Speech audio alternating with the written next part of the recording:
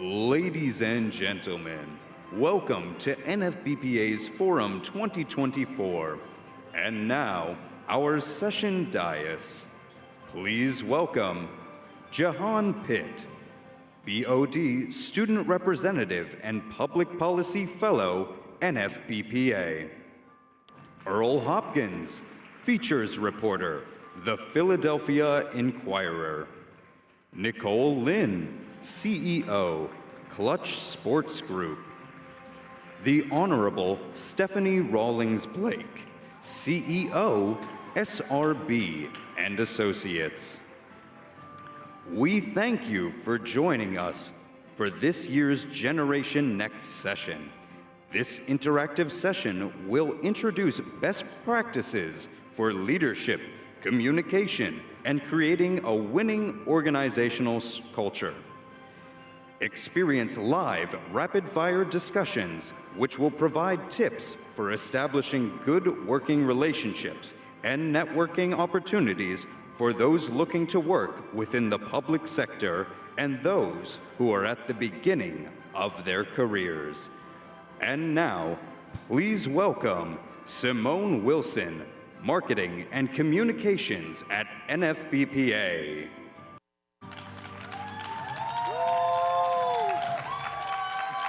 And now, welcome Jahan Pitt.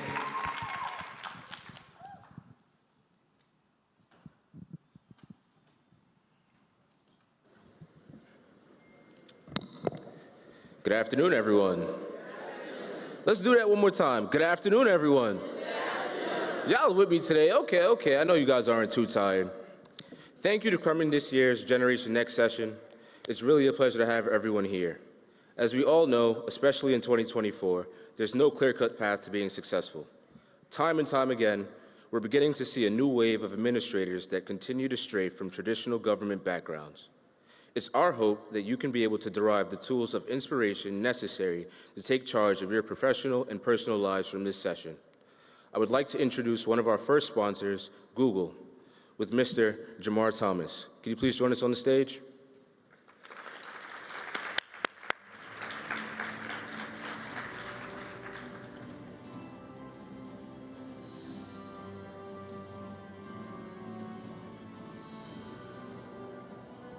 How's everyone doing?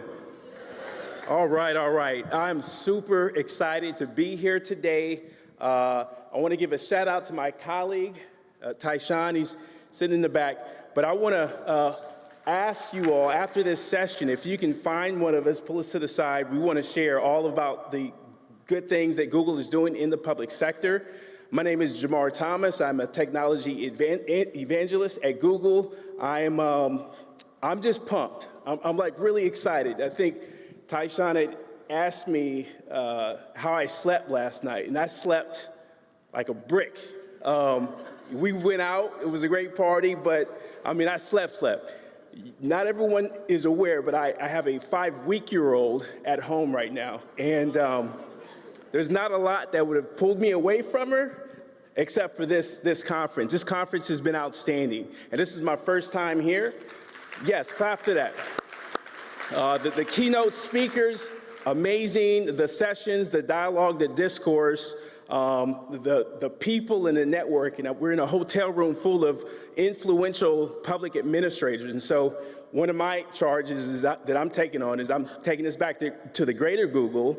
And so we can have more than just a logo that you see in the signs, that we can have a booth, demos, scholarships, and just more investments into this great organization. So again, thank you for the opportunity, and I'll go ahead and pass it on to the next speaker. Thank you.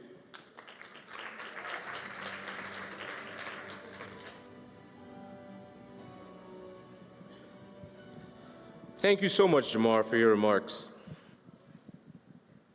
No problem.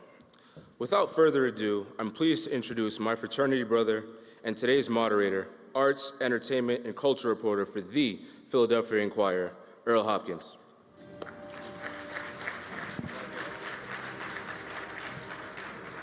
Good evening, everyone. Thank you all for coming out to tonight's discussion. Again, my name is Earl Hopkins. I'm arts and culture reporter for the Philadelphia Inquirer, and I'm here to moderate this incredible discussion. We have an esteemed list of panelists with us today, and I'll start by welcoming Nicole Lynn. Nicole is an author, NFL agent, and the president of football at Clutch Sports Group. Welcome her to the stage.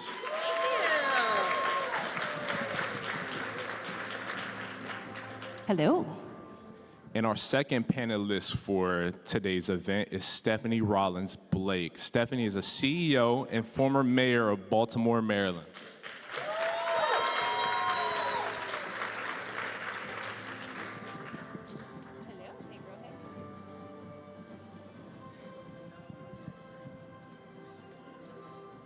You guys look great. We're gonna need energy. We're gonna need energy for this. Yes, I just want to make sure we're all aligned on the energy level. Okay. I love it. And with you all here, I want to start with the big question. Given your success and everything that you've done in your careers, it all starts at the center of it is purpose.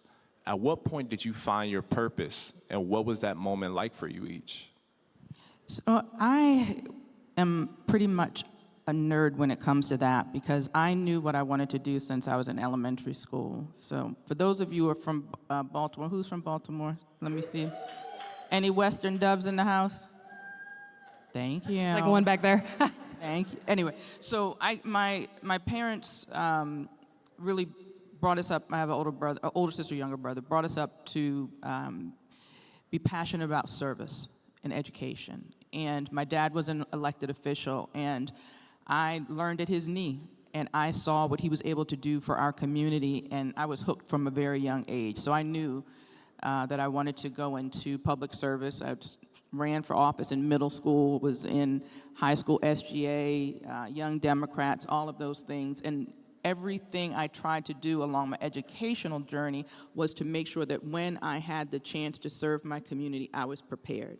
So when I think about the legacy of the work that I have in Baltimore, over $1 billion in school construction, we were able to reform the pension system, cut the unemployment rate by 33%. 2 years, I had the lowest homicide rate in. We need a clap for that, girl. It's a resume. Yeah. So left the city with the highest bond rating it had in over 40 years. Like, those things didn't happen by accident. It happened on purpose because my purpose was to make my community a better place for the next generations. It's amazing. So for me, finding purpose, I always say, needs to be the most important mission of your life. Because if you're not walking in your purpose, you're just working and living to die. And so you should really, I hope that that statement shakes you to your core and make finding your purpose really critical. I remember when I figured out that I was in my purpose, I had signed my very first NFL player, just negotiated my very first contract, and I was telling my best friend about it. Like, this is how I negotiated, and it wasn't even a big deal. It was very small money, but I was proud. And she says, how are agents paid? Like, is it a percentage or is it hourly? And I remember stopping in my tracks and going, oh, I forgot I get paid to do this. And as you maybe will hear later, I don't come from money, so it's not something I could just forget about, but knowing that I would do it for free. And so I really define purpose as 4 things. Something that you're naturally good at, which is like your superpower, right? Something that you enjoy, something that makes an impact on the world, and something you would do for free. Doesn't mean you have to do it for free, but your heart would do it for free. And that was my moment. With that purpose, once you harnessed it, and we know just given your success, it took time and hard work. What were some of the biggest challenges you faced along that journey, and how did you overcome them? I can answer. I mean, I had so many challenges working in a male-dominated field. Challenges from what do I wear when I go to the NFL Combine? You know, I'm the only person that looks like me. Can I wear heels? Can I wear my Beyonce weave? Am I going to be able to fit in? Now the challenges look a little different. I've got a 9-month-old, so it's how do I balance showing up for my 31 NFL players and for my baby. You know, my job requires about 120 days of travel a year, so it's making those strategic decisions. So I won't bore you, but there's been a number of challenges. Yeah, so am sure you can imagine that being in public service in a city with significant challenges has its obstacles and its challenges. But the thing I would say that helped me is being very focused on the outcome that I wanted and being very visual about seeing myself fix it, and I don't care if it's, whether you're trying to lose weight or trying to run a marathon, if you can visualize yourself at the end, achieving your goal, I feel like it really helped me. And I always said to myself that failure wasn't an option, because I feel like if you, especially when you're trying to do the hard things, if you allow yourself to think that failure is an option, failure will find you. But I would make up my mind, whatever it is that I wanted to do, one thing I wasn't going to do is fail. And I would make a way. When obstacles come, if you know that failure isn't an option, you'll figure out your way around it. But if you allow that little grain of doubt to trickle in, to say, maybe I can't, that little grain or seed, it'll plant and it'll bloom, and it'll, all you're going to see is can't. So I think the power of visualization is very, very strong when you're trying to overcome obstacles.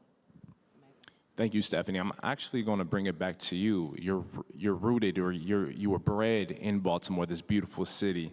How did it prepare you to have that mindset and to overcome those obstacles you just alluded to?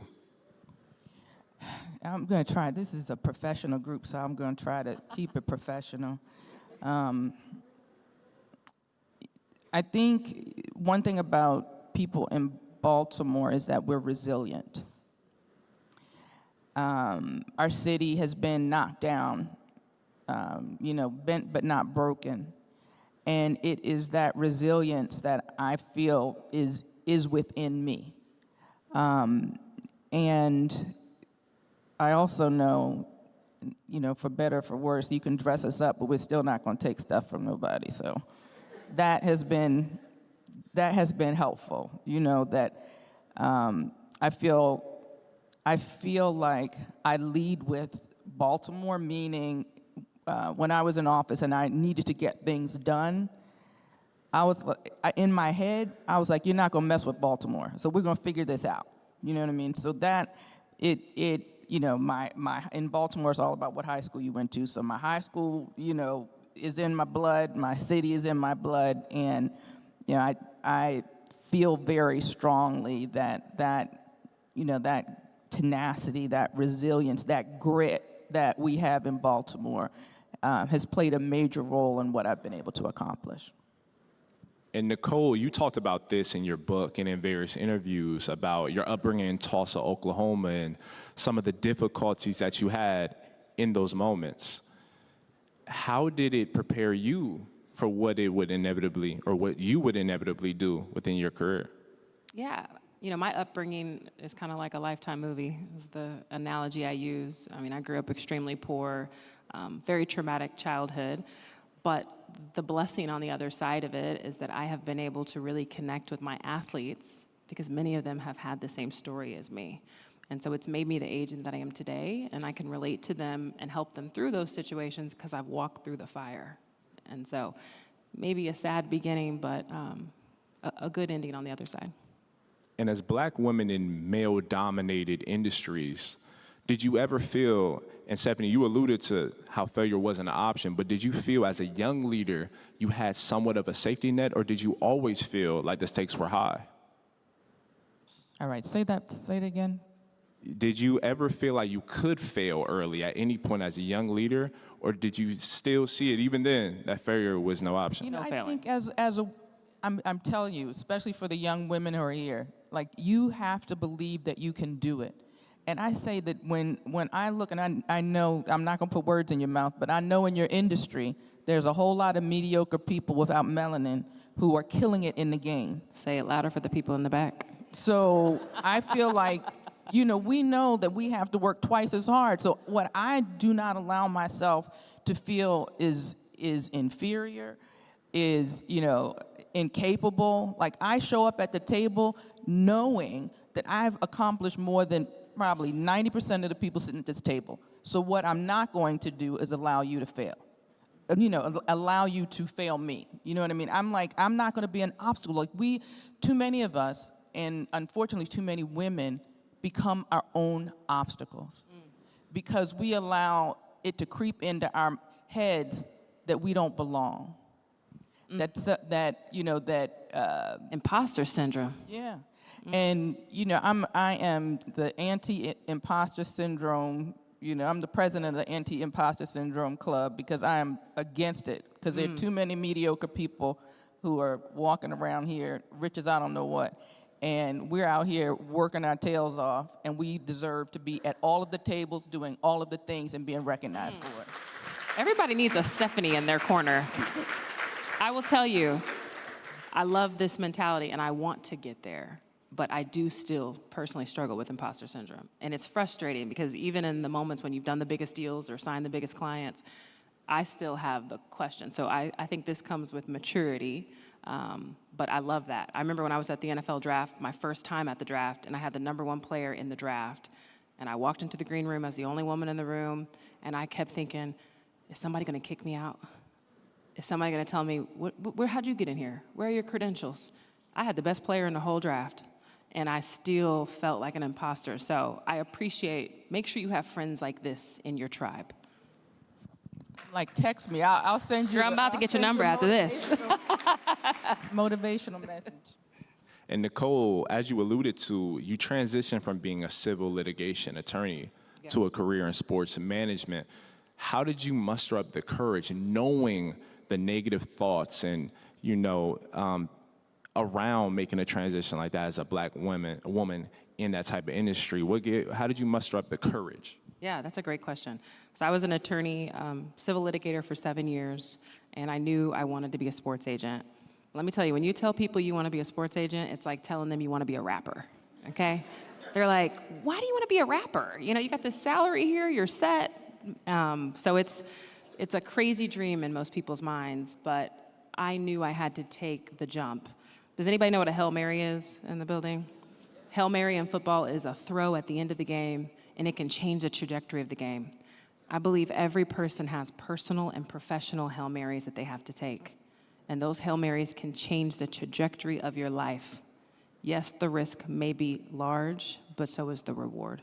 And so me leaving my law firm and taking this crazy dream of sports on when everybody was calling me nuts was my Hail Mary, and it paid off, and we won the game. So. Absolutely. And I wanted to hit on this. We talked about this in the green room, the importance of mentorship. Nicole, you talked about how you wanted to use your platform to mentor thousands, but for both of you, how instrumental was mentorship in your success? It's invaluable. I would not be where I am if people didn't see that nugget of good in me and try to nurture it. And also, if you have the right mentors, when they see the nugget of not good, they're going to sit you down too. And that's important. If you don't have, if you need people in your circle, because you can't listen to everybody's opinion of you. But you need to have a group of people whose opinion you trust and who want the best for you and who are willing to have a difficult conversation with you if one is needed. Because what I think happens too often is people surround themselves with people that, only want to tell them what they want to hear. And I feel like that is a career killer because sometimes having the hard conversation will help you make a breakthrough in your career. Because you might be doing something to sabotage your career and you have no idea. And somebody in your circle needs to be the one to tell you need to either quit doing this or start doing this so you can get to the next level. And I think in addition to a mentor, you also have to have a sponsor. And those two things are not the same. A mentor is more like a teacher, right? Someone that's guiding you. You may work as an accountant and you have someone a year above you that teaches you how to do the audit, right? That's your mentor. Your sponsor, which is your advocate, is someone that has a seat at the table, somebody that has skin in the game, that can put their name on the line for you. The issue is that sponsors have to be at the top, and who's at the top? And people sponsor usually people that look like them. So some of us, maybe that look like us, don't always have sponsors. So I challenge you to make sure, I don't care what your job is, that you have a mentor and a sponsor. And if you don't have one yet, make that a huge priority. Who are your heroes? Nicole, you joked in the green room that Beyonce is your only hero, right? That's the truth. Right? We're keeping it real. Cowboy Carter, album of the year. But for you both, is there an individual or an organization, a cohort of individuals that you will point to and say, you helped me in every way, in each stride that I took with the things that I've done in my career? That's a tough one. Do you?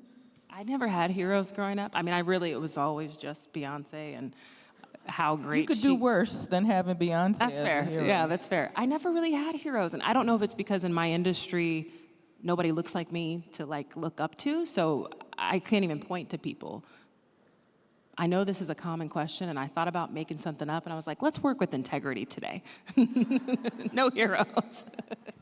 So there are, in the world of elected office, in public service, there are definitely people who I look up to, people who have passed and people who are alive. But to say hero, I would agree, that would be tough. Now, I will say that what I tried to train my daughter, a 20-year-old daughter, and what I tried to train, because I'm still growing, still learning, I tried to train myself to be my own hero, to be my own cheerleader, because you just talked about the imposter syndrome. Like, negative self-talk can kill you, can kill your spirit, can kill you physically. And I think it is important for us to be our own cheerleaders, to be our own heroes, to reprogram how we think, to make sure that we can show up. Like, that's self-care. We talked about that. You know, even just reframing the way that we think can even when you're sleep deprived and all those other things with a 9-month-old. Infant life. Yes, you can still, reframe the way you think and be your own hero. Stephanie, I love that. It seems like you're highlighting the importance of showing up for yourself. And I actually wanted to ask you a follow-up to that. I saw a recent statement of yours that you said it's important to do the work, but it's also important to tell people that you're doing that work. How vital is that? It's incredibly vital, because we live in a world right now that if you're not telling people, you didn't do it. And again, I know that there are men here. I'm speaking from experience of being a woman in politics, so please forgive me if you feel like I'm leaving you out, but y'all don't usually have a problem talking about yourselves and talking about all the stuff you do. Women try to downplay it. And I'm being general, right? But I want to make sure that the women that are doing the work are talking about the fact that they're doing the work. Because if you don't, what happens? The people who are talking will take credit for your work, and you don't even have the receipts, because you're too busy trying to be modest and humble because somebody told you that was the way to be. Not if you're trying to get ahead, not if you're trying to get recognized. You have to find a way that is authentic to you to tell your story. Gems, dropping gems, girl. You speaking to me. And to be change makers in any industry, as you all both are in your industry, it takes a certain level of adaptability. How have you all been able to weather the various changes in your industry to continue being on top? I think I've done a good job at being adaptable. I think other people in my industry don't do as great a job, and that's why I've been able to rise where I am. You know, when I got into the business, I decided I was going to use my social media platform to recruit NFL players. That had never been done. I was like, I'm going to build this big brand where when people hear my name, they associate it with agent, so that when I do talk to a kid, they're like, oh, I know that name. And I remember my competitors being like, what is she doing, posting all these Hills on the Field videos and talking about football? And they didn't want to kind of move with the change, you know? We're dealing with clients that are Gen Z. They're free-willed, you know, they're very comfortable in their own skin. And so you have to adapt to who the client is, adapt to where the market is going. So yes, definitely. Definitely have to give you props for that. I think for me, deciding to retire from politics after 21 years was a big change. And I can't tell you how many people told me, oh, you're going to be miserable, and people aren't going to take your calls, and and all of the, you know how people. And I just say, y'all really just don't know me, because I never led with, you know, the mayor's here, you know what I mean? That's not, like, I never led with my position. I was blessed to be able to serve my city for over 20 years. And I am humble, grateful. It was my calling. I did it, got the T-shirt, you know? But when I was ready to be done, I was ready to be done. And for me, you know, that is what I had to deal with, all of that kind of self-talk. But too many people, I think, don't feel that they can do anything else and stay someplace that they don't necessarily need to be because they're not serving at the highest level because they don't have anything else to do. And I knew that there was more in me, that being mayor, being a city council president, doing all those things, it was a blessing, but there was more to life for me. So it was a big stepping out on faith.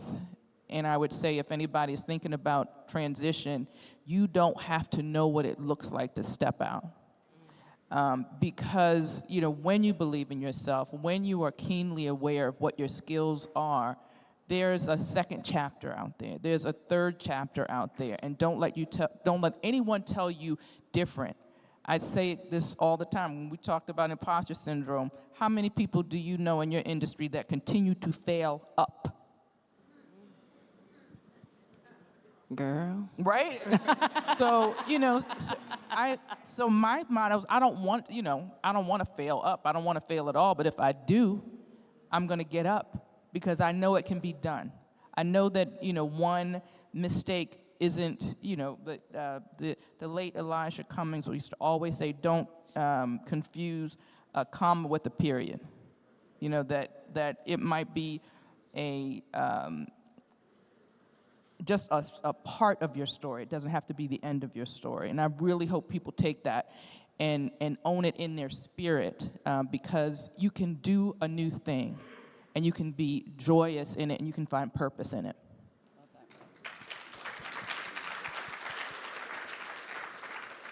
And despite your success, and you all alluded to it, but I want to kind of hit on that point too, do you still second guess yourself? And if so, how do you get out of that spell? Self-talk. I mean, I do. I still have moments of second-guessing myself. Again, that's the imposter syndrome. But I mean, I think it's about having like a tribe around you of people that can remind you of who you are. You know, making sure you have the right people that remind you in those low moments, hey, you're that girl. So get you a really good group chat. I second guess myself on really insignificant things like where to sit in a restaurant or what to order. But on the big stuff, you know, I'm telling you, you got to train your mind. Like, you have to trust your instincts, trust your training.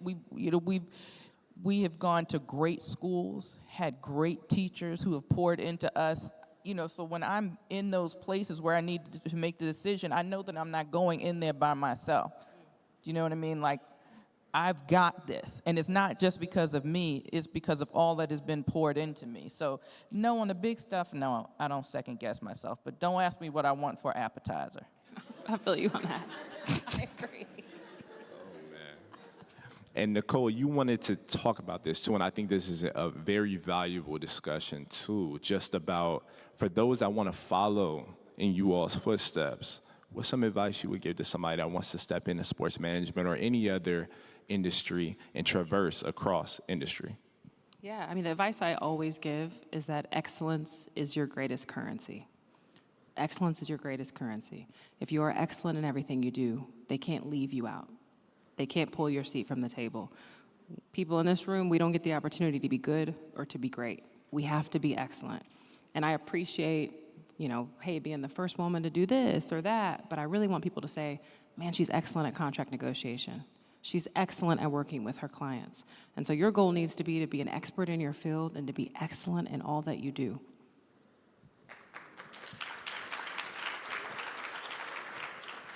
And I wanted to ask you all this personally. This is an Earl question more than it is for this forum or this discussion. Have you all embraced your roles as history makers?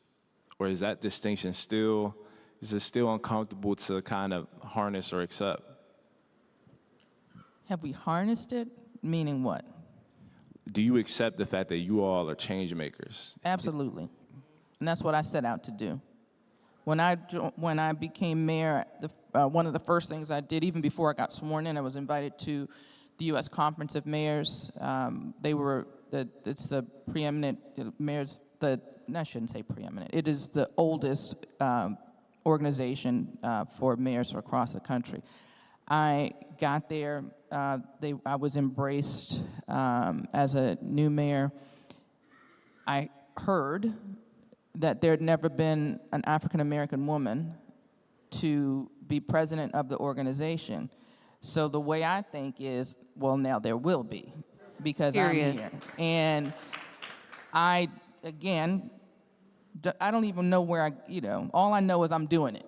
So once I got in there, I found my way, found some mentors, found some sponsors, and became, I think they said, the quickest rise to leadership in the organization's history, and became, I'm saying I'm the only, but it's not because I want it to be this way. I'm rooting for some women now that are in leadership, but I was the first and only woman to become president of the U.S. Conference of Mayors.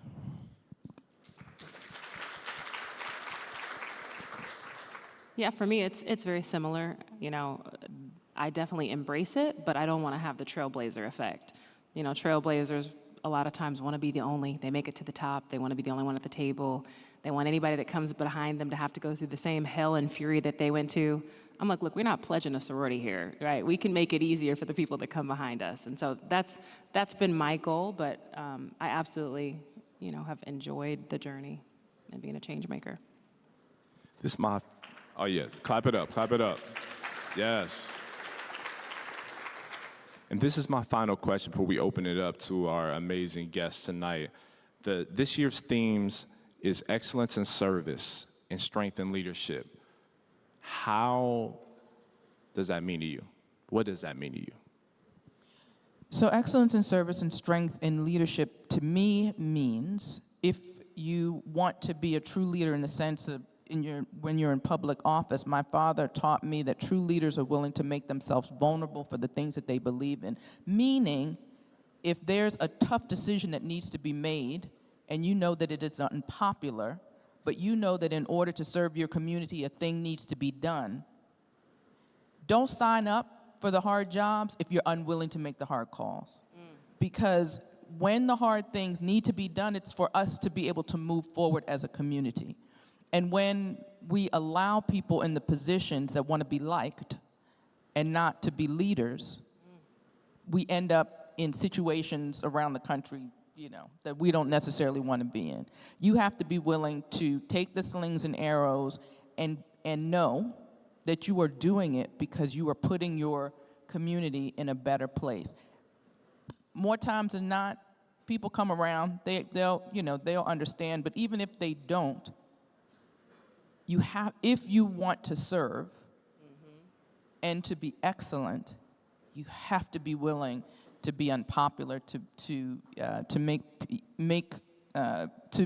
know that everybody's not going to like you, but you have to be able to sleep at night knowing that you've done the best thing that you can for your community. That's amazing. I was going to say very similar. I'll just add one piece. Strength in leadership is also empowering your team. Right? I cannot lead without my team, and so allowing my team to show up where my weaknesses are right? I focus on my strengths. People want to focus on their weaknesses. I know what I'm good at. Let me show up there and let me have my team show up for me and my weaknesses and empower them to do so. But ditto everything Stephanie said. Can you please give a round of applause to our incredible guests? Yes. Thank you. Hope you guys got some questions. Let's start with you, right? Did you have a question? Yeah. Please come to the mic. Awesome, thank you. You guys are great panelists. I have a question.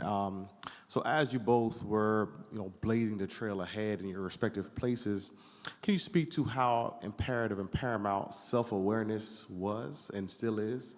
Because, I can only imagine as you're going through, you have a lot of doubters, naysayers, and even your own self-doubt. And so how important is self-awareness in your growth and your veracity going forward? Yeah. You've got to be comfortable in what you don't know. I know we all want to fake it till we make it, but knowing what you don't know and leaning on your mentors and your sponsors. So I was very self-aware coming into the business when I'm, someone that knows the CBA and knows the game, but I never played it. So when I'm talking to my clients about the injuries, it is difficult because I don't know what it's like to tear your ACL, and I don't know what it's like to be out on the field. And so I was comfortable in that my strength is not going to be that, and that I've got teammates that can show up there. And so I think that's a piece of self-awareness and just being comfortable in your knowledge that you have and what you don't. I think the lack of self-awareness can kill your career, can kill your trajectory. And I think that's a very sad thing because when you have that good text string with your friends that will pull you up, they help with self-awareness. It is, I think, essential, especially when how you are showing up is working against your interests. And sometimes you don't know that is the case. So self-aware doesn't have to be, you can be helped with your self-awareness. It doesn't have to be something that you possess by yourself.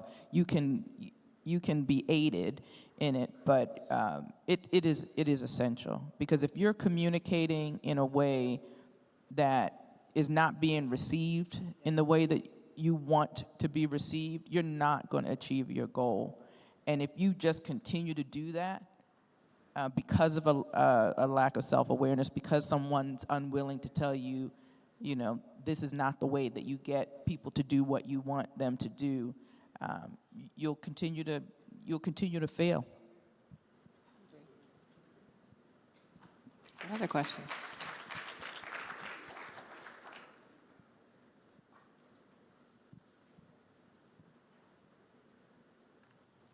Hi. Hello. You said don't downplay your accomplishments because otherwise it's essentially they didn't occur. My question falls into one of the things that I often find with a lot of our male counterparts is that when they upplay their accomplishments, it often sounds really cocky. How do you not downplay your own accomplishments while still having an element of humbleness to it at the same time? That's a great question. Take that. So the thing is, I can't speak to other people like overhyping their accomplishments because I'm not down for that. But when you are describing the facts about what you've done, that is not cocky.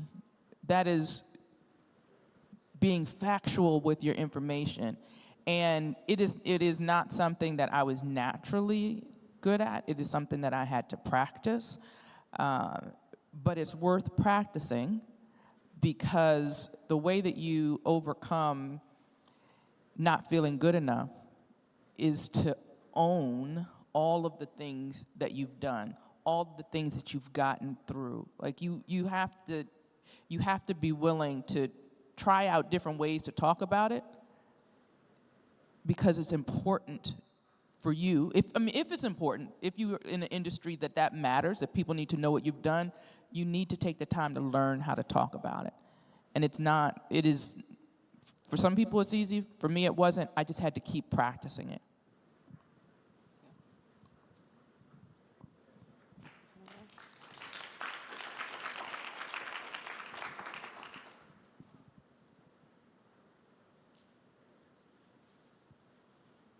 Hey, how you doing? I'm Cecil Robinson. Hi.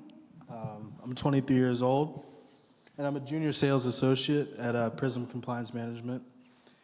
I know that over the next 10 to 15 years, there will be a big change in the workforce with, baby boomers, rapidly approaching retirement age, and some of them have retired already. And so I was wondering, what are some things that someone my age should be prepared for, or should be working towards to, kind of be ready for that big change in the workforce? I think you guys are the big change in the workforce. Are you Gen Z? Yeah. Yeah, I mean, you're leading the change in the workforce. I think we're seeing a little bit more of a flexible work-life balance, something that I feel like your generation has really been at the forefront of. You're seeing people going in the office 2-3 days a week, working remote. That wasn't the case when we were coming up. And so I actually think that you guys are at the forefront and continue to be the change. And so if you see things in the workplace that don't make a lot of sense, that maybe the baby boomers did, feel free to step out and lead in that. Hey, maybe we don't have to do meetings for everything. This could probably be an email, right? Like you can be vocal. I know everybody felt that to their core, right? But I do think that the Gen Z generation is going to change what the workforce looks like, and maybe for the better. I also think just being nimble and aware of what's going on in your industry and being willing to change. I think we have witnessed what happens when an industry gets disrupted, and the dinosaurs of the industry are white knuckling, trying to hold on to what they had. When I think of like Uber and stuff like that, and the cab industry, your generation embraces, I've seen, embraces change, embraces disruption, and if you continue to do that, I think that you'll continue to thrive in your industry. Agree. Thank you. Good afternoon, ladies. Good afternoon. My question is, how do you deal with the whole idea of PR and managing that around your particular industry? Because there's so much information that's available now on the internet and those types of things. What advice would you give around seeking the right PR team in order to get the right message out about what you're trying to send out or elevate to the next generation? I don't know about the PR team portion. I think that's a little bit more of a complicated answer, but PR generally, I believe that every single person in this room is a brand. You have to see yourself as a brand. And what makes a brand successful is consistency, right? They say that it takes 7 times for someone to buy a product. They have to see it 7 times. They see the burger on a commercial, they hear about it in a radio ad, their friend tells them how good the burger is, and then after 7 times they say, I'm gonna buy the burger. And so we want that same level of consistency so that we can have a strong brand. Somebody says I'm a hard worker. Somebody sees me working late. I got a good review for being a hard worker. These levels of consistency are what help overall with your brand. And so we're talking about PR. It really starts with the brand. That's the core piece. Yeah, I don't think I have much to add to that except for I think my generation, and I feel like you're closer to my generation, it sometimes is a struggle to be able to find people to work with that speak in your authentic voice, because we were professionals when Facebook, we were already grown when that stuff came out, so it's hard to try to figure out how to have your voice and to feel comfortable with it, but like everything else, you have to practice till you get it right, and you might not, the first team might not be your last team, and you have to be okay with that. And I think that's another thing that my generation struggles with, because we're the get one job, keep it forever, get one service, keep it forever, and we're not in those times anymore. Hello, thank you so much for coming out. So my question is about PR and grace and generational differences. How do you maintain grace and balance when there's a disconnect over generational leadership? How do you maintain grace when your public relations or your PR persona may not match your intention? How do you remind yourself, like, just how am I gonna work through all of this? That's my question. So it's like the leader has a brand, or Yes, if you're someone they're who- saying they're a great leader, but they're yes, really if you're a micromanaging you. young lead, no, if you are a young leader, but your perception doesn't necessarily match the intention or the excellence that you pursue, how do you maintain grace throughout all the negativity that you may be hearing that's rooted in inaccuracy and not true to your authentic self? You leave that job. Okay. I mean that. A lot of times these toxic environments don't change. And so if people are going to see you a certain way, that's their perception. And as everybody knows, perception is reality. That is their reality. And at some point, you have to make a decision. Is this going to change? If not, I can make a lateral move. Because there will be people that value you. And there will be people that see you in the light that you're hoping for. It may just not be that group. And so don't be afraid to take the jump and leave that group behind. Well received. Thank you. Thank you guys so much for being here and just being authentic and real with your stories. We was kind of just speaking about it, actually. I didn't lead a toxic workplace, and it had unintentional consequences. I felt like on me just finding my voice again, because I learned to kind of silence it because I didn't feel heard or I didn't feel valued. And now I'm in a space to where I want to be in a more leadership role, and I want people to know that I can effectively do the job and come with the plan. So how do you guys, especially like working with leadership who may not have the same background as you, or because I'm a very authentic person, and sometimes it may come off wrong to certain people, but that's just who I am. And I don't want to have to change that, but I want to be respected at the same time as a Black woman. And sometimes speaking to Black men or men in general, I get kind of scared sometimes because it's like a power imbalance. So how do you find your voices in those spaces? It's not easy to find the fit. Because there's some industries that don't want us to show up as our authentic selves. And some people thrive in those industries, and some people don't. And if you require a place that values your authenticity, then that's the environment that you need to work in. Because, you know, you just said it, like some places are not going to change. But if you value, if that's what you value, if code switching isn't your thing, you got to find a place that you don't have to do that. Yeah. And I would say, just to chime in, not to cover. The concept of covering is when you hide intimate details about yourself to conform to a dominant culture. And so what does that mean? Maybe you're Muslim and you're participating in Ramadan and someone invites you to lunch and you say, hey, I got a Zoom meeting, I can't come. But really you're fasting, right? That's hiding intimate details about yourself.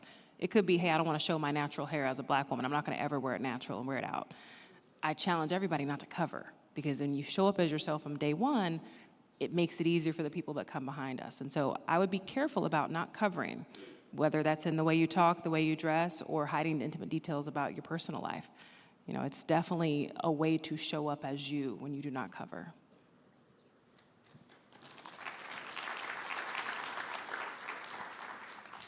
Hello, my name is Cece Spate. I'm a fire battalion chief in Howard County, Maryland. I would have a question for you both, because you sound very passionate about, obviously, your purpose and your work. How have you attempted to avoid burnout as a high performer? First, thank you for your service. Yeah. Thank you. I know too well the challenges that come with being a first responder. And I would say that you need to do everything that you can, whether it is therapy, spa, breaks, like you need to do all of the things, because you are on the front line every day that you show up. Every time that you clock in, you are on the front line. So I don't, whatever it is that brings you joy and peace, whether it's your faith, are they throwing stuff? Everybody okay? Whether it's, your faith, whether it's spot, you need to find all of the things and do it on a regular basis, because you have, as a first responder, one of the hardest jobs there is. I don't ever talk about self-care because I'm not great with it. And so my advice is going to be a little bit hypocritical, because I struggle with it too. I struggle with a bunch of burnout and kind of overworking. I don't have a great answer for you because I'm still trying to figure out that balance. I would just say, don't let it get to the point where you are forced to make changes because your health, whether physical or mental, is put on the line. And I have been in that situation before. We have time for one more question. Thank you so much for your time. My name is Michelle Jerger. I am from Florida, and I work for the St. Lucie Public School District, where we still bus students to different locations. We don't have neighborhood schools in the area in which I live in. I've had the opportunity to work for the school district for over 20-something years, and with that, I've moved up through, and I'm now a director. And in that, what I see is that they see me as the person who's able to take care of the hard things, that I'm the gatekeeper, and I've been pigeonholed in a certain area to take care of the tough parents, to take care of the gatekeeper, really, is what I'm seen as. And although I've taken on many different projects, and I have been successful at those projects, and have gone through several superintendents and leadership, the common thread, the board has not changed, so the information gets shared along. And I don't think that they see me in a different role, even though my background is not education. My background is marketing and international business. So the customer service pieces of it, I'm very good at. I can say that, I'm very good at. But I do want to be seen as a person who can take on more and can do more and be put in a different position, even if it has to be creating a position.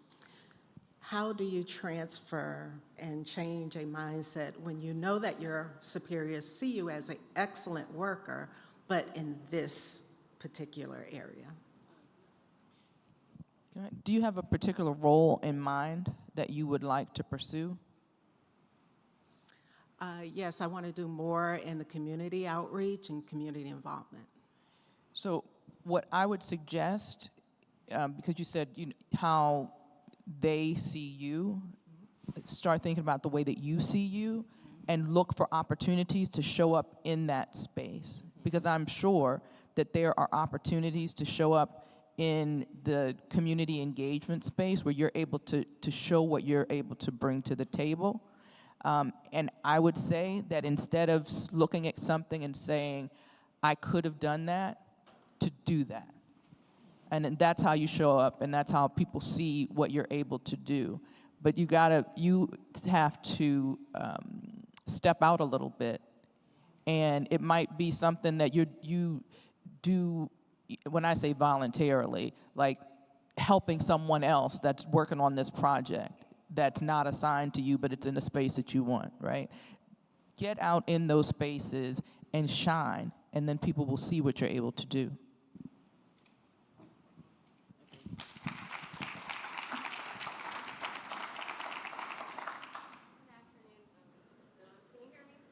Okay, good afternoon, everyone. My name is Joy Roberts. I'm Chief of Policy and Implementation for a unit in Baltimore County. And so my question is, how in your career, as you've moved up, have you become comfortable with your authority? So going from working under and now being the person who is overseeing the people, What has that struggle and dynamic been like that for you? Has that been, a natural leader, I'm okay with my authority, or has there been some things that you've had to grapple with to be comfortable with the people are reporting up? I think I was in this exact situation, started in a different role and then was elevated. And I do think I struggled a bit. And so I would just say invest in an executive coach or a leadership coach. So I have someone that I work with personally that has helped me through like conflict resolution or how to navigate leading people that are under me. Find an expert. There's a lot of great books for leaders and podcasts, and so really invest in the knowledge around being the greatest leader you can. But I was in the exact same situation, and I hired a coach that was able to help me through it. So, yeah. Thank you all for the thoughtful questions, and thank you again to our panelists tonight. Thank you all. We appreciate you. Thank you. Thank you, everyone. Thank you, panelists. I'm going to do one picture of you all, and everyone, the reception light bites are in the back. Again, thank you all for coming.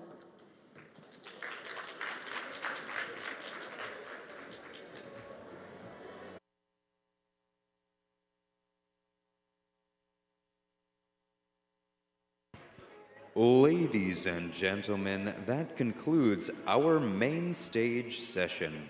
Please join us in the back of the room for light food and to continue these enlightening conversations.